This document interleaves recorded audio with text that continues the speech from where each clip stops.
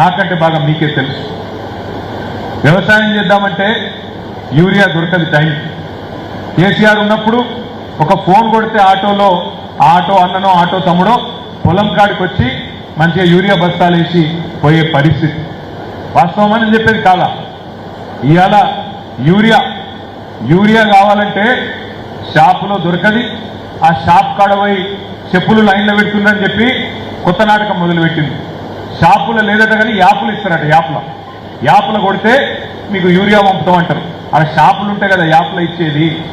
Urea ఇచ్చే ముఖం కూడా లేదు ఇలా కేంద్ర ప్రభుత్వానికి, రాష్ట్ర ప్రభుత్వానికి. కనీసం అటు నరేంద్ర మోడీ గారికి, ఇటు రేవంత్ రెడ్డి గారికి రైతులకు యూరియా ఇచ్చే తెలివి కూడా లేదు అనే పరిస్థితి ఇలా అందరికీ అర్థమవుతా ఉంది. అట్లాగే కేసీఆర్ గారు ఉన్నప్పుడు బ్రహ్మాండంగా మీకు నాటేసే టైం వచ్చింది అంటే ఫోన్లన్నీ టింగు టింగు టింగు అంటుండే, రైతు బంధు పైసలు ఖాతాలలో పడుతుండే. ఇవాళ ఒక్కసారి కాదు, 2 సార్లు కాదు, 4 సార్లు ఎగ్గొట్టిండు రైతు బంధు రేవంత్ రెడ్డి. 4 సార్లు, ఇప్పటికి 4 సార్లు ఎగ్గొట్టిండు. మొన్న కూడా కేసీఆర్ సార్ జగిత్యాలకు వస్తున్నాడు అంటే ఇంకొక ఎకరానికి వేసిండు. కేసీఆర్ గారు మళ్ళీ అలా రాష్ట్ర కమిటీ మీటింగ్ పెట్టిండంటే 1 ఎకరానికి వేస్తాడు. మళ్ళీ ఇంకో ఎకరానికి వేయాలంటే మళ్ళీ కేసీఆర్ మీటింగ్ పెట్టాలి, లేకపోతే పైసలు మాత్రం పడై మళ్ళా ఎగ్గొట్టే కథనే ఉంటుంది. అంటే ఎంత దుర్మార్గమైన ప్రభుత్వం అంటే, ఆ రోజుల్లో రేవంత్ రెడ్డి అన్నాడు, అధికారం లేదప్పుడు ప్రతిపక్షంలో ఉన్నాడు, కాంగ్రెస్లో ఉన్నాడు, ఓట్ల కోసం తిరుగుతున్నాడు. అప్పుడు ఏమన్నాడు? ఎందుకు కేసీఆర్ అంటున్నాడు కాంగ్రెస్ వస్తే రైతు బంధు బంద్ అవుతుంది అంటున్నాడు. ఎందుకు బంద్ అవుతుందా? మేమేమన్నా హౌలగాళ్ళమా? మేమేమన్నా దివానగాళ్ళమా? మాకు దిమాకు లేదా అని మాట్లాడింది. మరి ఇవాళ ఏమనాలి మనం? దిమాకు ఉన్నదా నీకు? 4 సార్లు, ఒకసారి కాదు, వచ్చిన 2.5 ఏళ్లలోనే 4 సార్లు రైతు బంధు ఎగ్గొట్టినావు. నాట్లప్పుడు పడతలేవు రైతు బంధు పైసలు, ఓట్లుంటే మాత్రం పడుతున్నాయి.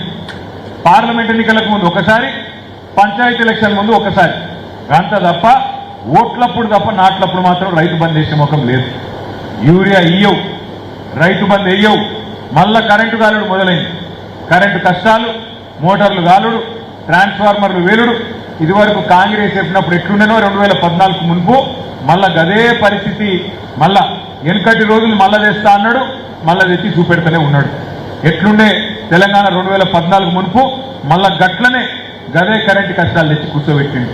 పోనీ నువ్వు ఏది ఇయ్యలే, యూరియా టైంకి ఇయ్యలే, రైతు బంధు వేయలే, కరెంటు చక్కగా ఇయ్యలే, అయినా రైతులు ఆరుగాలం కష్టపడి పంట పండించింది.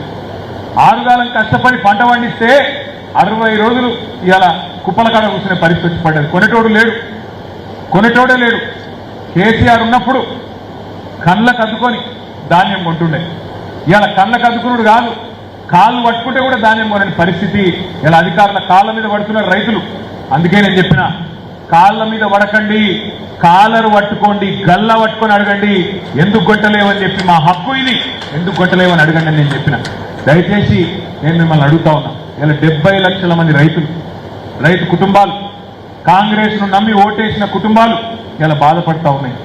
రేవంత్ రెడ్డి చెప్పిండు, రాహుల్ గాంధీ చెప్పిండు, కౌలు రైతులకు కూడా రైతు బంధు ఇస్తామన్నాడు. 10,000 కాదు 15,000 ఇస్తా అన్నాడు. 2 లక్షల రుణమాఫీ అన్నాడు. ఇంకేమేమో కథలు, రైతు డిక్లరేషన్ అని పెట్టి 34 రకాల హామీలు ఇచ్చాడు. ఒక్కటంటే ఒకటి అమలైందా? ఏది చేస్తలేడు. రైతు భరోసా లేదు, రైతు బీమా లేదు, ఏది లేదు. కానీ కొత్త దుకాణం మొదలుపెట్టిండు. రైతు డిస్కామ్ అట. రైతుల కోసం ప్రత్యేకంగా కరెంటు వ్యవస్థ ఏర్పాటు చేస్తారట. నేను అడుగుతున్నా, కేసీఆర్ గారు ఉన్నప్పుడు 24 గంటల కరెంట్ ఇచ్చిండా లేదా? రైతులకు ఇస్తే గట్టిగా చెప్పాలి, ఇచ్చిండా లేదా? వినబడతలేదు. ఇచ్చిండా? మరి ఏ రైతు డిస్కమ్ పెట్టకుండా, ఏ డిస్కోలు చేయకుండా కేసీఆర్ ఇయ్యలేదా రైతులకు మంచిగా 24 గంటలు? ఇలా ఇవాళ కోసం పెట్టినావు రైతు డిస్కామ్. ట్రాన్స్ఫార్మర్లకు మీటర్లు పెడతాడట, అటెంక మోటార్లకు మీటర్లు పెడతాడట. కానీ మళ్ళీ మీదికెళ్ళి రైతుల కోసమే పెట్టిన రైతు డిస్కామ్ అంటుండు. దేశంలో ఎక్కడ లేని రైతు డిస్కామ్ తెలంగాణలో ఎందుకు పెడుతున్నావు? ఎవరి కోసం పెడుతున్నావు? ఏ రైతు అడిగిండు నిన్ను? రైతు ఏమడుగుతాడు? యాడికెళ్ళిస్తే నాకేందువా 24 గంటల కరెంట్ ఇయ్యంటాడు రైతు.